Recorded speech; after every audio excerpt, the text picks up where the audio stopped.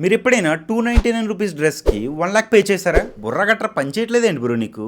299 డ్రెస్కి 1 లక్ష ఎందుకు పే చేస్తారు? ఈ డౌట్ మీకే కాదు నాకు కూడా వచ్చింది. ఎగ్జాక్ట్ గా ఇదే ఫేస్బుక్ లో జరిగిన స్కామ్.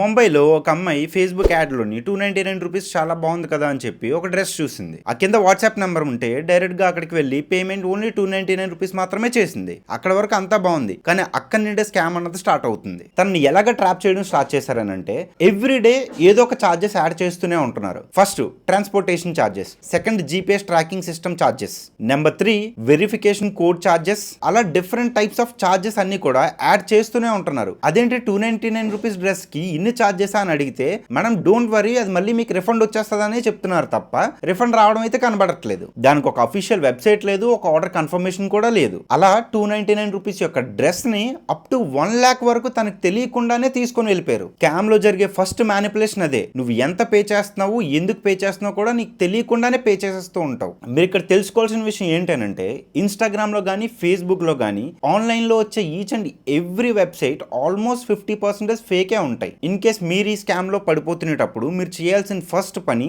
సైబర్ క్రైమ్ కి రీచ్ అవుట్ అవ్వడం. సైబర్ క్రైమ్ కి రీచ్ అవుట్ అవ్వాలంటే 1930 కి వెంటనే ఇమీడియట్ గా కాల్ చేయండి. ఫైల్ కంప్లైంట్ చేసిన వెంటనే మీరు బ్యాంక్ కి రీచ్ అవుట్ అయ్యి బ్యాంక్ అకౌంట్ ని హోల్డ్ లో పెట్టమని చెప్పాలి. వాళ్ళతో చార్జ్ చేసినవన్నీ కూడా స్క్రీన్ షాట్స్ తీసుకోండి. త్రూ నీ బ్యాంక్ ద్వారా జరిగిన ట్రాన్సాక్షన్స్ అన్ని కూడా స్టేట్మెంట్ తీసుకొని పెట్టుకోండి. ఫర్దర్ కంప్లైంట్ కి యూజ్ అవుతుంది. అండ్ నెక్స్ట్ మీరు ఇంపార్టెంట్ చేయాల్సిన పని ఏంటి అంటే స్టేషన్ కి వెళ్ళి ఎఫ్ఐఆర్ రిజిస్టర్ చేయండి. నెక్స్ట్ టైం ఇలాంటి స్కామ్స్ లో పడకుండా ఉండడానికి జాగ్రత్త పడండి. And one more important thing ఏంటంటే ఫాలో చేయడం మర్చిపోకండి.